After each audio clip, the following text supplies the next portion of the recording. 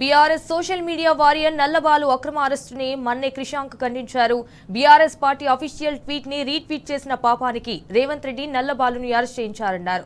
రేవంత్ రెడ్డి తెలంగాణ ఉద్యమంలో లేకున్నా నల్లబాలు ఉద్యమంలో ఉన్నాడన్నారు. అయితే సోషల్ మీడియాలో లైక్ కొడితే కేసు, ట్వీట్ చేస్తే జైల్లో వేస్తున్నారని రేవంత్ రెడ్డిపై మండిపడ్డారు క్రిషాంక్.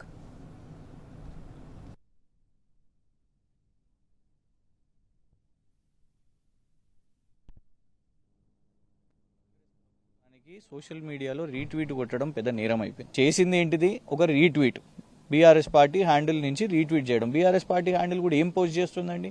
ఇవాళ నీ గ్యారంటీలు, నీ డిక్లరేషన్లు, నీ హామీలు, నువ్వు చెప్పే అబద్ధాలు. ఇవాళ మరి నిజంగా రేవంత్ రెడ్డి గారు మాట్లాడుతున్న భాష మీద, కేసీఆర్ గారి మీద నువ్వు చేస్తున్న భాష మీద ఎన్ని కేసులు పడాలి? రేవంత్ రెడ్డి గారి మీద, కాంగ్రెస్ నాయకుల మీద, ప్రజలను మోసం చేసినందుకు ఎన్ని కేసులు పడాలి? ఆయన చేసిన తప్పేంటిది? నేరం ఏంటిది? కొండా మురళి గారు నిన్న కడియం శ్రీహరి గారి గురించి మాట్లాడుతున్నారు, మైనింగ్ గురించి. వారం ముందు కౌశిక్ రెడ్డి గారు అదే మాట్లాడితే కేసేసిరు కదా మీరు. అంటే బీఆర్ఎస్ వాళ్ళు ప్రశ్నిస్తేనేమో మీరు కేసులు వేయాలి. మీ సొంత కాంగ్రెస్ ఎమ్మెల్యేనే అనిరుద్ గారు, వారు కూడా అంటున్నారు, కమిషన్లు అంటున్నారు, కాంట్రాక్ట్లు అంటున్నారు. ఇవి బీఆర్ఎస్ వాళ్ళు అడుగుతేనేమో నువ్వు కేసులు వేస్తున్నావు. మరి నీ కాంగ్రెస్ ఎమ్మెల్యేల మీద కూడా కేసు. రేవంత్ రెడ్డి గారు ఏమనుకుంటున్నారు అంటే, ఆయన ఏదో బెదిరిపోతాడు, ఈ కేసు వేసి నేను వాళ్ళ భార్య బ్యాంక్ అకౌంట్స్ అడిగి ఇదంతా కూడా దీంతో శశి రేపు సోషల్ మీడియాలో పెట్టాడు కావచ్చు అని రేవంత్ రెడ్డి గారు అనుకుంటారు. కానీ రేవంత్ రెడ్డి గారికి తెలవాలి, కాంగ్రెస్ నాయకులకు తెలవాలి ఏంటిదంటే, రేవంత్ రెడ్డి గారు తెలంగాణ ఉద్యమంలో లేరు. ఈ శశి ఉన్నాడు.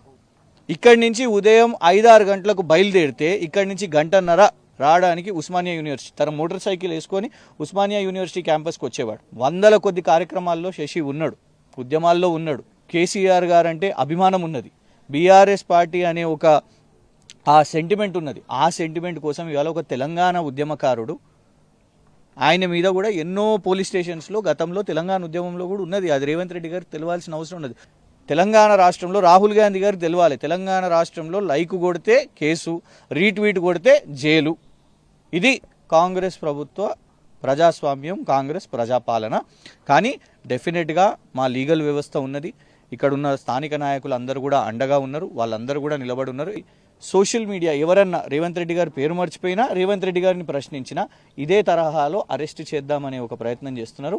కానీ డెఫినెట్గా న్యాయ వ్యవస్థ ఉన్నది, వాళ్ళందరూ కూడా మా లీగల్ సెల్ వాళ్ళందరూ కూడా దీన్ని రిప్రజెంట్ చేసి కోర్టులలో ఇప్పుడే మాకు వచ్చిన సమాచారం ఏంటిదంటే, ఆనరబుల్ హైకోర్టులో కూడా దీని మీద విచారణ జరిగింది, ఆర్గ్యుమెంట్స్ అన్నీ కూడా బలంగా జరిగినాయి.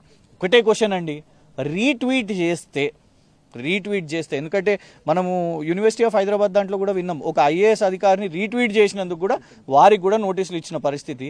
సో ఇవాళ నల్లబాలు కూడా రీట్వీట్ చేసినందుకు ఆయన మీద కూడా కేసులు వేసిన పరిస్థితి.